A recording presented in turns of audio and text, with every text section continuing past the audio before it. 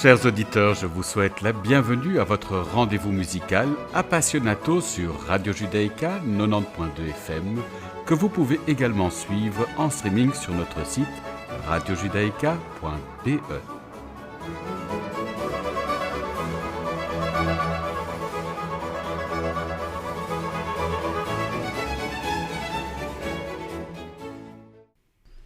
Cette semaine, je vous propose un petit tour d'horizon des parutions discographiques qui nous ont surprises, émues ou enthousiasmées.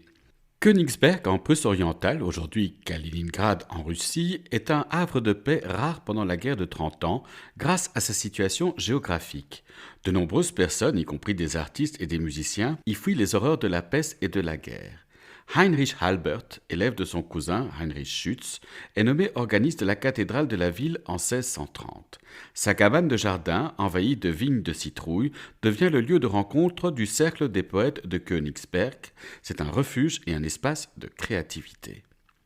Romina Lischka, que nous avons eu le bonheur de recevoir dans cette émission, à la tête de son ensemble le Hathor Consort, a décidé pour son nouvel album de dresser un portrait musical de cette cabane aux citrouilles. Accompagnée de la merveilleuse soprano Dorothy Mills, elle nous emmène dans un voyage émotionnel qui reflète les émotions quotidiennes vécues par les gens de l'époque, que ce soit l'espoir, la peur, le désir de paix, mais aussi le désespoir et la lutte face à la dévastation de la guerre. Écoutons Es steht Gott Haus d'Heinrich Schütz. La soprano Dorothy Mills est entourée donc du Hathor Consort dirigé par Romina Lischka.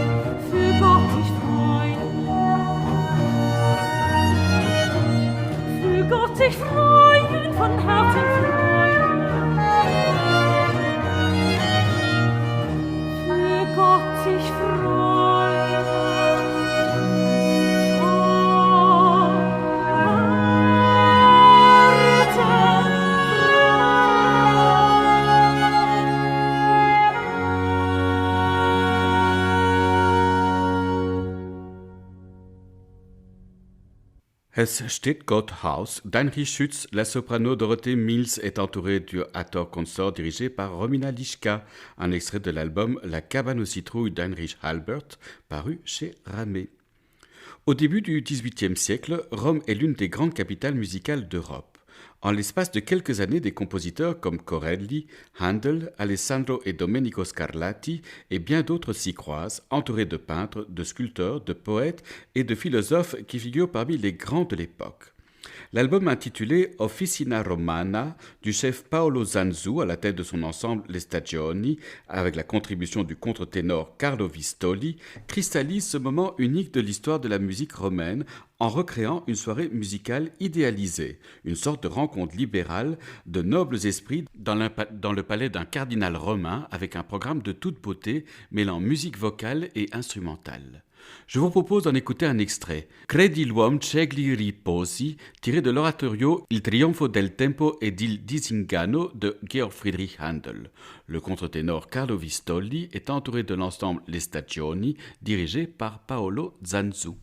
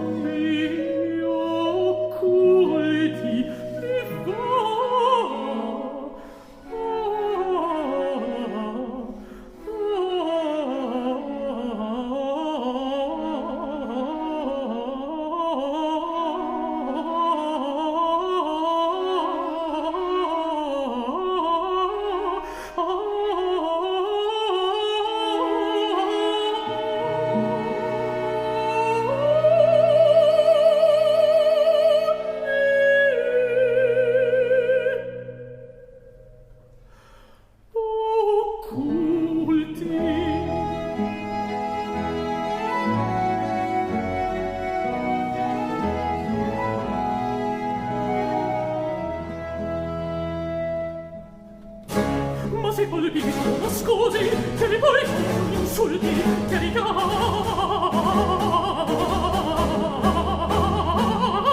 che li poi sono insulti, ma se colpi sono scusi, che li poi sono insulti, che li poi sono insulti.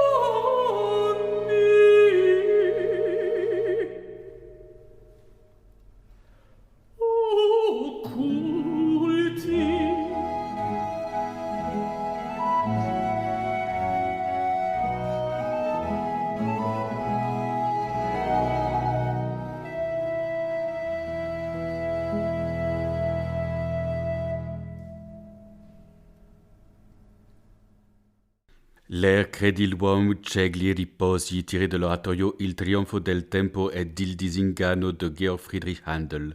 Le contre-ténor Carlo Vistoli était entouré de l'ensemble Les Stagioni dirigé par Paolo Zanzu, un extrait de l'album Officina Romana paru chez Arcana. Le clavier bien tempéré de Jean-Sébastien Bach est l'une des œuvres les plus importantes de l'histoire de la musique classique. Composé de 2 livres, il propose un prélude et une fugue dans chacun des 12 demi-tons de la gamme chromatique, soit 24 préludes et 24 fugues pour chacun des 2 livres. L'objectif de Bach est à la fois musical, théorique et didactique. Chaque livre débute par la tonalité de Do majeur, se poursuit par celle de Do mineur, suivi de Do dièse majeur, et ainsi de suite, jusqu'à parcourir toute la gamme chromatique des 24 modes majeurs et mineurs. Ce mois-ci, le pianiste polonais Piotr Anderszewski publie une sélection de préludes et fugues tirées du 2e cahier du clavier bien tempéré. Je vous propose d'écouter sa version du prélude et fugue en mi majeur.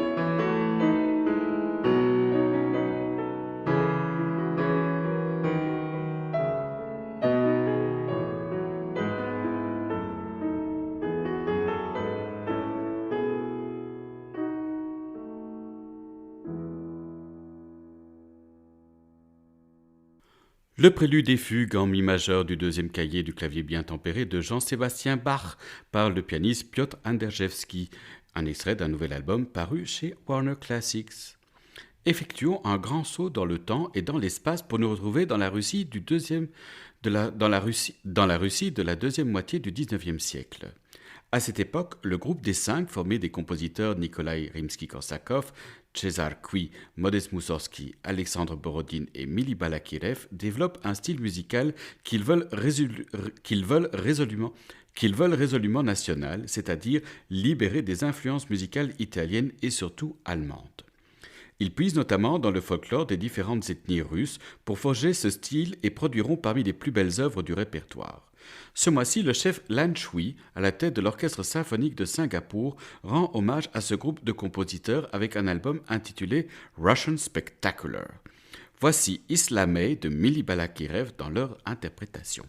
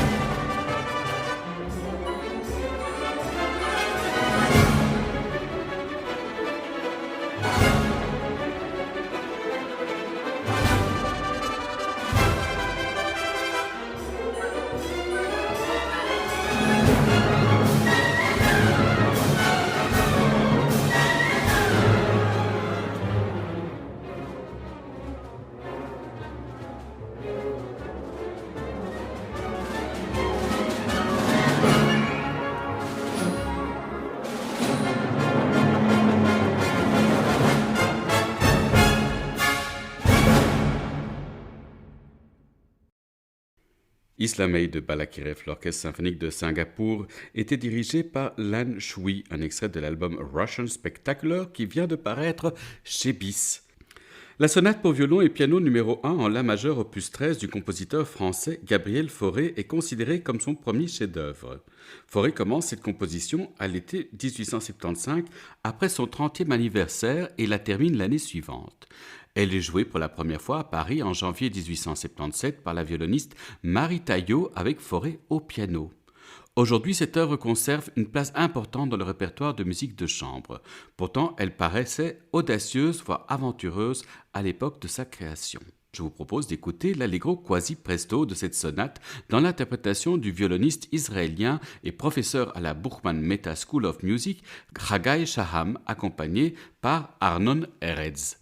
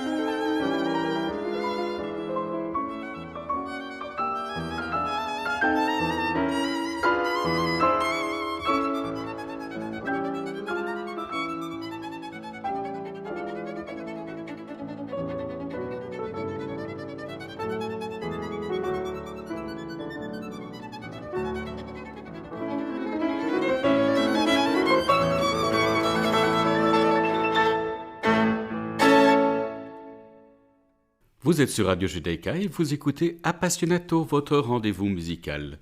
L'Allegro quasi presto de la sonate pour violon et piano numéro 1 en La majeur opus 13 de Gabriel Fauré dans l'interprétation de Chagai Shaham et Arnon Eretz, une parution du label Nimbus. Le compositeur estonien Arvo Pärt est souvent associé au mouvement de musique minimaliste. 1976 marque une évolution certaine du style musical d'Arvo Pärt, avec notamment la composition d'une pièce pour piano devenue célèbre, Für Alina, qui marque une rupture avec ses premières œuvres et qui pose les jalons de son nouveau style, qualifié par lui-même de style tintinnabuli. L'auteur l'explique ainsi : « Je travaille avec très peu d'éléments. Une ou deux voix seulement, je construis à partir d'un matériau primitif avec l'accord parfait avec une tonalité spécifique.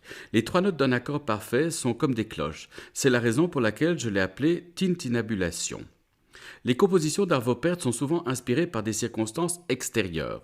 Son œuvre, le Lamentate, est par exemple inspirée par la sculpture d'Anish Kapoor intitulée Marsyas. Écoutons le quatrième mouvement, Pregando, de ce Lamentate. Onute Grazinite est entouré de l'Orchestre symphonique de Lituanie, dirigé par Modestas Pitreñas.